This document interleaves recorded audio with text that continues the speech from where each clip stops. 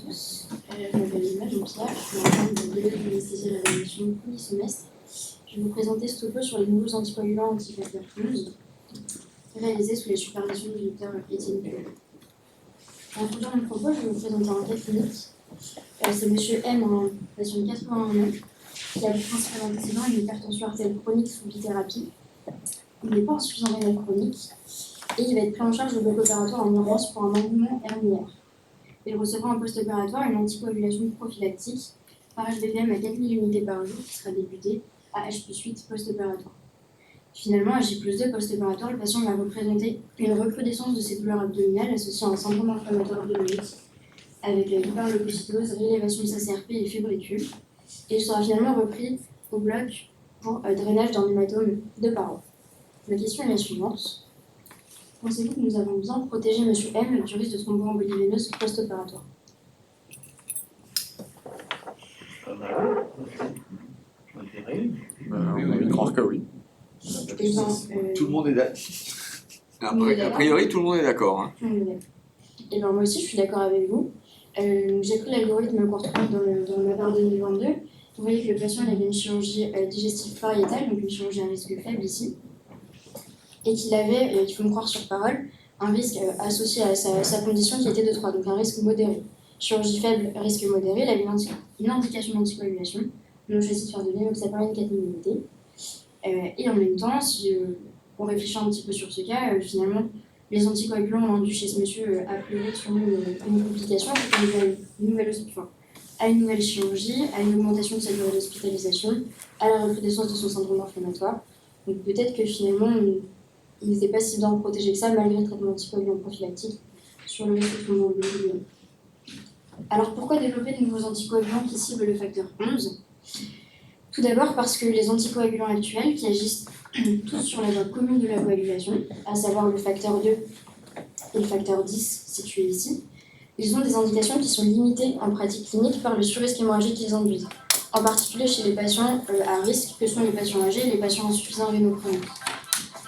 D'autre part, il se trouve que les études d'épidémiologie descriptive réalisées chez les patients déficients en facteur 11 retrouvent chez ces patients des taux diminués de maladie thromboembolique veineuse ainsi que des taux diminués d'AVC de façon significative, et ce sans surrisque majeur de saignement spontané, mais plutôt avec, dans le cas typique, un risque de saignement modéré et induit en post-opératoire ou en post-chirurgical. Réciproquement, dans les cohortes de patients atteints qui ont fait un AVC ou une maladie thromboembolique veineuse, on retrouve chez ces patients une association statistiquement significative entre le fait de faire un AVC ou une maladie thromboembolique veineuse et des taux élevés de facteur 11, en général supérieurs au 95e percentile dans la population. Si on essaie de comprendre un petit peu comment ça peut fonctionner pour les patients déficients en facteur 11, pourquoi ils ont moins de risque d'AVC et de maladie thromboembolique veineuse, pour ça, je vais commencer par faire un rappel de la physiologie de la coagulation, et je me base sur l'ancien modèle de la coagulation qui a été décrit dans les années 60. Il a été décrit suite à des études in vitro, et il représentait la coagulation comme deux cascades de réactions enzymatiques, plasmatiques, indépendantes l'une de l'autre, la voie intrinsèque d'une part, la voie extrinsèque d'autre part.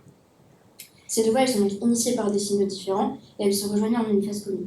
On avait la voie intrinsèque initiée par la phase contact, qui contenait le facteur 12, le kininogen de haut poids moléculaire et la précalécréine, qui avait la capacité d'activer le facteur 11 en facteur 11 activé, qui à son tour activait le facteur 9, qui se liait à son cofacteur le facteur 8 pour former le complexe teunase, qui activait la voie commune. De l'autre côté, la voie extrinsèque est initiée par le facteur tissulaire, qui se lie au facteur 7 et l'active. L'ensemble active le facteur 10 et il s'agit donc sur la voie commune. La voie commune qui est constituée par le facteur 10, son cofacteur le facteur 5 et ensemble ils forment le complexe prothrombinase, et l'ensemble permet d'activer le facteur 2 qui clivera le fibrinogène en fibrin. Le problème de ce modèle, c'est qu'il permettait bien d'expliquer la coagulation in vitro, mais il ne permettait pas de comprendre un certain nombre de choses sur la coagulation in vivo, en particulier si les deux voies de coagulation, que sont la voie intrinsèque et extrinsèque, sont indépendantes. Finalement, quand une voie est déficiente, comme c'est le cas chez les patients hémophiles, hémophile A ou hémophile B, pourquoi l'autre voie, donc la voie intrinsèque, n'est pas capable de prendre le relais? Et finalement, pourquoi ces patients ont un critère de diathèse hémorragique? A l'inverse, si les patients hémophiles A et B, donc déficients en facteur 8 et 9, saignent, pourquoi les patients déficients en facteur 12 n'ont pas de critère de diathèse hémorragique? Ça a conduit à faire des explorations un petit peu supplémentaires par les chercheurs et ils ont développé dans les années 90-2000 un nouveau modèle de coagulation qui est le modèle cellulaire de la coagulation. qui modifie notre compréhension de la coagulation sur 3 points principaux. Tout d'abord, son déroulement selon 3 phases. On va y revenir juste après, la phase d'initiation, la phase d'amplification et la phase de propagation. Ensuite, il accentue le rôle des plaquettes dans la coagulation, à la fois comme substrat de la coagulation, puisqu'elles sont activées par les facteurs de coagulation, et comme catalyseur, puisqu'elles présentent à leur surface, comme vous le voyez ici, un certain nombre de facteurs de coagulation, et leur surface cellulaire constituera, si vous voulez, une zone de rapprochement pour les facteurs de coagulation, pour la constitution des réactions. Enfin, le troisième point, c'est que finalement, on se rend compte qu'il y a une activation de la voie intrinsèque par la voie extrinsèque, ce qui permet de réaliser une boucle de rétrocontrôle positif sur la formation de fibres. Là aussi, on va y revenir. Donc, si on va dans le détail, à la phase d'initiation, il y a donc une lésion endothéliale qui va léser l'endothélium et permettre d'exposer le sous-endothélium, au sein duquel se trouve le facteur tissulaire, qui va être mis en contact avec le flux sanguin. Le facteur 7 du flux sanguin se lie au facteur tissulaire, il y a activation au facteur 7 activé. Il va ensuite activer le facteur 9 et il ne pourra rien se produire ensuite puisque le facteur 8 à ce moment-là n'existe pas encore, n'est pas encore activé. Le complexe facteur tissulaire facteur 7 active également le facteur 10 qui va activer une petite partie de quantité de facteur 5, ce qui permettra de former in fine du facteur 10 et de générer une petite quantité de thrombine. Cette petite quantité de thrombine, à la phase d'amplification, elle va avoir 3 rôles principaux. D'une part, elle va activer le facteur 8, activer le facteur de Van Willebrand qui va se détacher du facteur 8. Facteur de Van Willebrand qui va se lier en sous-endothélial pour permettre l'adhésion des plaquettes via son récepteur GP en B5-9. Et facteur 8 qui pourra donc aller, en tant que cofacteur du facteur 9, participer à la formation de fibrine. Par ailleurs, cette petite quantité de thrombine va également participer à l'activation des plaquettes. Et enfin, elle va avoir un rôle d'activation des facteurs de coagulation présents à la surface plaquettaire. D'une part, elle va activer le facteur 5 présent à la surface plaquettaire, ce qui va permettre de créer une première boucle de rétrocontrôle. Le facteur 10 présent ici va se lier au facteur 5 ici, ce qui va permettre encore une fois d'augmenter la quantité de thrombine. Enfin, et c'est ce qui nous intéresse, la petite quantité de thrombine générée ici va activer le facteur 11. Le facteur 11 pourra à son tour activer le facteur 9 et faire une seconde boucle de rétrocontrôle. Donc on voit qu'à la phase d'amplification, il y a mise en place de 2 boucles de rétrocontrôle, une sur la voie intrinsèque via le facteur 5 plaquettaire, une sur la voie extrinsèque via le facteur 11 plaquettaire. Ce qui permet de générer in fine une grande quantité de thrombine. Donc la phase de propagation maintenant, c'est la phase d'état de l'ensemble de ces réactions de coagulation qui permettent d'activer toujours plus de plaquettes en permettant de faire toujours plus de thrombine, d'activer de plus en plus ces 2 voies de boucle de rétrocontrôle positive. Ce qui permet de créer une quantité dite massive de thrombine qui sera nécessaire au clivage du fibrinogène en fibrine et donc in fine à la formation du glycérine. A noter qu'il existe un autre rôle de la thrombine qui ne figure pas sur cette diapo, qui est à la phase de propagation d'activer le TAFI. Le TAFI, c'est le Thrombin Activated Fibrinolysis Inhibitor, donc un inhibiteur de la fibrinolyse, soit un stabilisateur du caillot. Et dans une étude in vitro que je n'avais pas le temps de vous présenter ici, il y a une notion qui me paraissait intéressante, qui était de dire que au sein de toute la thrombine générée, il y avait un rôle particulièrement important de la thrombine générée par le facteur 11, de la thrombine facteur 11 générée, pour activer le TAFI, donc pour stabiliser le caillot, soit un rôle indirect du facteur 11 dans la stabilisation du caillot. Si on fait un petit peu la synthèse sur le rôle du facteur 11 au sein de la coagulation, on peut dire 3 choses. D'une part, vous voyez que finalement, in vivo, l'activation du facteur 11 est complètement indépendante du facteur 12 lors de l'hémostase physiologique. Ensuite, le facteur 11 a un rôle dans l'extension du thrombus lors de la phase d'amplification, puisqu'il permet de faire la boucle de rétrocontrôle positif. Mais ce, sans que son absence n'empêche catégoriquement de la formation de fibrine, puisqu'il y a une autre boucle de rétrocontrôle positif qui existe et qui est indépendante de son action. Ce qui fait que, en l'absence de facteur 11, il y a une capacité à initier la coagulation quand même. Simplement, lui, il permet d'en initier plus. Et enfin, il aurait un rôle suggéré in vitro dans la stabilisation du thrombus via le TAFI. Et ça, c'est intéressant parce qu'il se trouve que les patients déficients en facteur 11 ont une tendance à saigner plutôt dans les tissus dits à haute activité antifibrinolytique, c'est-à-dire dans les tissus dans lesquels la fibrinolyse est du coup moins inhibée par l'absence de facteur 11. C'est le tractus ORL, le tractus digestif et le tractus urogénital. Alors, fort de toutes ces nouvelles connaissances sur la physiologie du facteur 11 et connaissant les critères de diathèse hémorragique de ces patients, les labos se sont demandé si finalement on ne pouvait pas trouver en le facteur 11 une cible intéressante pour développer de nouvelles molécules qui présenteraient un profil efficacité-sécurité qui serait plus favorable que les anticoagulants actuels sur le risque de saignement. Je vais vous présenter 3 molécules qui ont été développées. La première, c'est l'osocimab. C'est un anticorps monoclonal humain, antifacteur 11 activé, qui a une administration intraveineuse et qui agit par modification de conformation allostérique du facteur 11 en signant un site adjacent au site actif. Ce que vous voyez ici, c'est le site actif. Ici, on a le site actif en fait, que vous voyez en l'envers plutôt sur cette diapo. Et ici, figure en l'envers à gauche, c'est le site de liaison de l'osocimab. Voilà pour ça. Et donc, il présente un métabolisme qui est le métabolisme d'un anticorps monoclonal, à savoir de ce qu'on en sait des précédentes molécules anticorps monoclonales développées en développement du foie, plutôt par un métabolisme de catabolisme cellulaire. Donc c'est une molécule qui a été présentée dans le JAMA en 2020. C'était une étude de phase 2, randomisée, multicentrée, en ouvert, mais avec adjudication en aveugle du critère de jugement principal. Et le critère de jugement principal était composite sur la maladie thromboembolique veineuse symptomatique et asymptomatique évaluée à J15 et l'EP et la décès dont la cause embolique n'avait pas pu être écartée. Donc, concernant ces critères pharmacocinétiques et pharmacodynamiques, on observe, on ne le voit pas sur la figure, mais un pic d'efficacité en 4 heures et permettait une diminution dose dépendante de l'activité du facteur 11 que vous voyez ici, avec des doses croissantes, si on va de haut en bas, des doses croissantes de produits qui permettaient d'obtenir des quantités toujours plus décroissantes de facteur 11. Et ce qu'on voit également, c'est que la durée d'action est dose dépendante. Si on prend les doses qui sont testées dans l'étude de phase 2, c'est les doses de 0,3 en bleu ici, 0,6 en orange et en bleu clair ici, 1,2 mg/kg, qui sont en fait, on voit que la recroissance après le médicament du facteur 11 est dose dépendante, avec une durée d'action qui était pour la dose de 0,6 mg/kg en orange autour de 25 jours, comme vous le voyez en abscisse, et pour la dose de 1,2 mg/kg, on revient à des taux de facteur 11 autour de J50.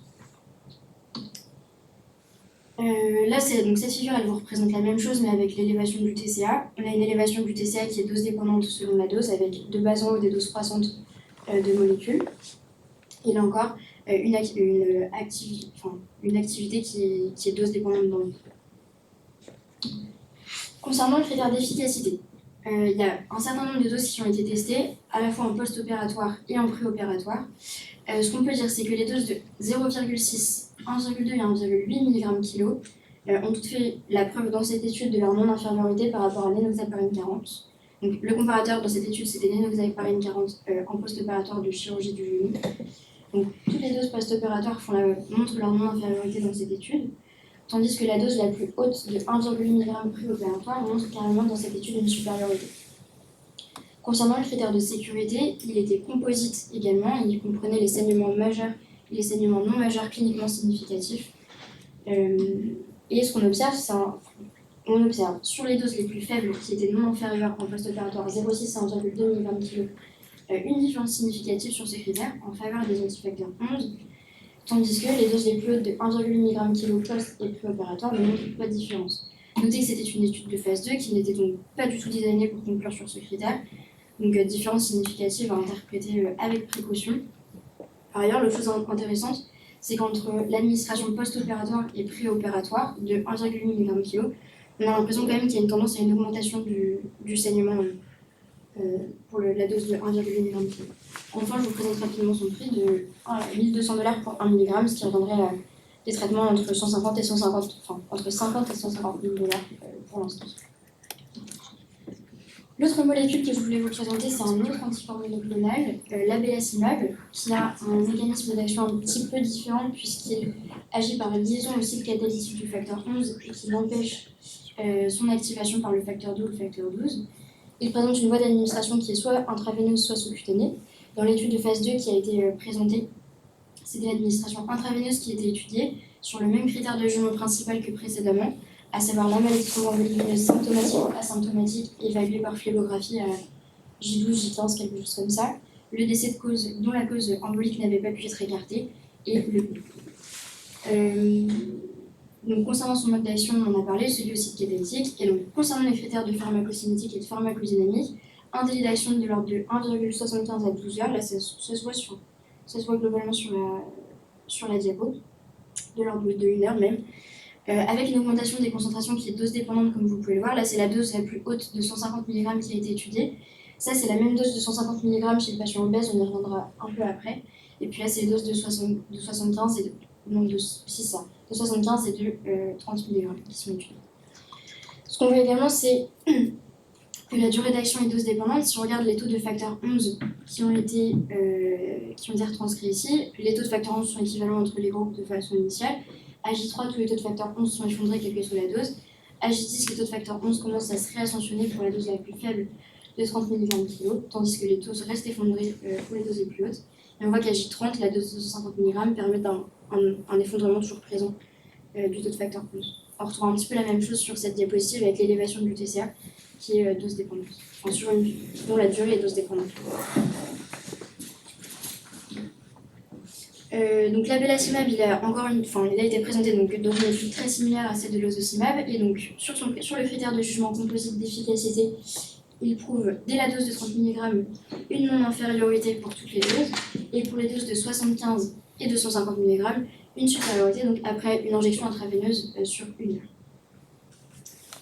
Sur le critère d'efficacité, on ne retrouve pas de différence significative sur le critère d'efficacité qui était là encore de sécurité, qui était là encore le même, à savoir les saignements majeurs et les saignements cliniquement significatifs non majeurs. Concernant son prix, là aussi c'est assez exorbitant, on est de l'ordre de $500 pour 0,1 mg, soit des traitements de l'ordre de 150 000 à 750 000 $ par mois pour l'instant. Concernant les données en population à risque, il y a une étude de phase 1 qui a été réalisée chez des patients obèses avec un BMI moyen de 44 kg par mètre carré, donc comme des patients obèses de façon sévère. Et retrouver, c'est ce qu'on voyait sur la diapo d'avant, en fait une diminution de l'exposition globale aux médicaments pour la dose de 150 mg. Et ce qui s'explique, c'est que c'est probablement par augmentation du volume de distribution. A priori, étant un anticorps monoclonal, il n'y a pas de clairance rénale, enfin il n'y a pas d'études qui ont été faites, mais ils estiment que compte tenu de ce qu'on sait sur les anticorps monoclonaux, la clairance rénale est faible.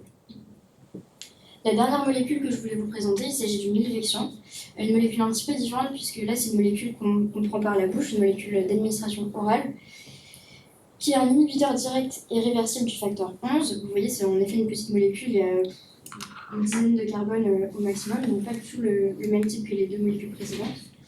Le mécanisme d'action, on en a parlé, c'est un inhibiteur direct, et donc la molécule a un métabolisme hépatique, il y a le cytochrome P450 et une excrétion biliaire, avec une excrétion rénale qui a été étudiée qui est inférieure à 20%. Sur le plan pharmacocinétique et pharmacodynamique, on a le temps pour l'obtention de Cmax qui est indépendant de la dose, comme vous pouvez le voir ici.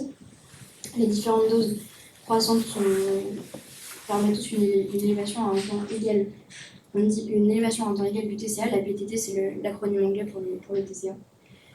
Donc une demi-litre 12 heures, compatible avec une administration 1 à 2 fois par jour, plutôt 2 fois par jour, et donc un allongement, comme vous pouvez le voir sur cette figure, dose dépendante du TCA, avec les doses les plus hautes sur cette figure de 500 mg et des doses décroissantes.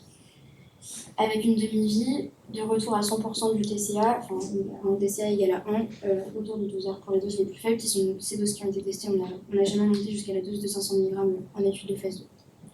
Donc finalement, sur le critère d'efficacité qui était encore une fois le même, un critère de jugement composite sur la maladie thromboembolique symptomatique et asymptomatique, on observe, alors là, ils n'avaient pas qu'à faire un design de non-infériorité, ils cherchaient juste à prouver une efficacité, et on observe des intervalles de confiance qui sont significatifs pour le risque relatif, dès les doses de 50 mg x 2 par jour et jusqu'à la dose de 200 mg x 2 par jour.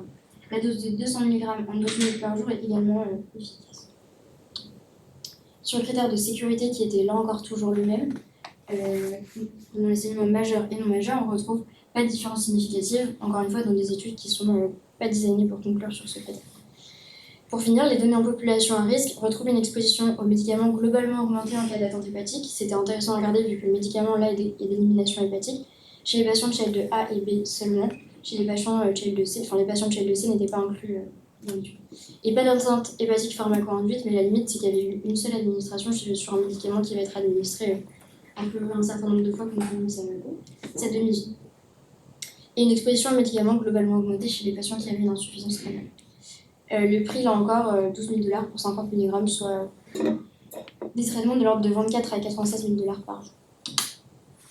Donc, pour synthétiser un petit peu tout ce que je viens de vous dire, la dernière étude que je voulais vous présenter, c'est une méta-analyse qui reprend les résultats de ces différentes molécules et qui en ajoute une que j'avais pas le temps de vous présenter, c'est l'oligonucléotide antisens antifacteur 11. Donc cette étude, elle va retrouver donc sur le critère d'efficacité qui est toujours le même, sans surprise une efficacité significative des antifacteurs 11 par rapport à l'enoxaparine 40 en post-chirurgie du genou, avec une supériorité qui est retrouvée sur le critère d'efficacité. Ce qui nous intéresse nous, c'est le critère de sécurité. En fait, il se trouve que ils vont réussir à conclure dans cette méta-analyse sur leur critère composite qui est encore le même, les saignements non majeurs et les saignements majeurs. Mais donc, ils retrouvent une différence significative au profit des antifacteurs 11, matérialisée par le losange ici qui est en dessous de 1, un petit p significatif. Ce qui est intéressant, c'est que les auteurs, ce qu'ils expliquent bien, c'est que le taux de saignement majeur dans cette étude était tellement faible, de l'ordre de 5 personnes pour 2000 patients inclus. Ils n'ont pas fait d'analyse sur ce critère-là, qui est quand même un critère qui nous intéresse plus que l'autre. Et donc finalement, cette conclusion se fait sur le critère composite, qui est un faux critère composite, aux dépens du groupe de saignement non majeur. Ici, on conclut. Les molécules antifacteurs 11 sont donc des molécules prometteuses qui semblent faire preuve de leur efficacité dans des études de phase 2, mais relativement bien menées.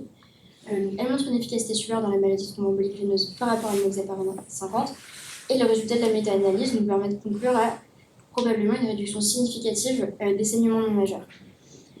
Elles ont des indications qui sont déjà en cours d'exploration dans un certain nombre d'autres indications, la thrombose artérielle et la réforme notamment. Mais tout d'abord, au stade actuel de leur développement, on n'a pas de réponse claire sur le risque hémorragique, alors que l'idée principale c'était de développer des molécules aussi efficaces avec moins d'effets indésirables. Pour l'instant, on prouve qu'elles sont peut-être plus efficaces sans pouvoir conclure sur le risque hémorragique, puisque les études réalisées de phase 2 n'étaient pas designées pour conclure sur le critère de sécurité et que la méta-analyse ne conclut que sur le critère de saignement non majeur. Enfin, il y a des études de phase 3 qui sont en cours mais qui ne sont pas encore disponibles pour cette molécule. C'est terminé.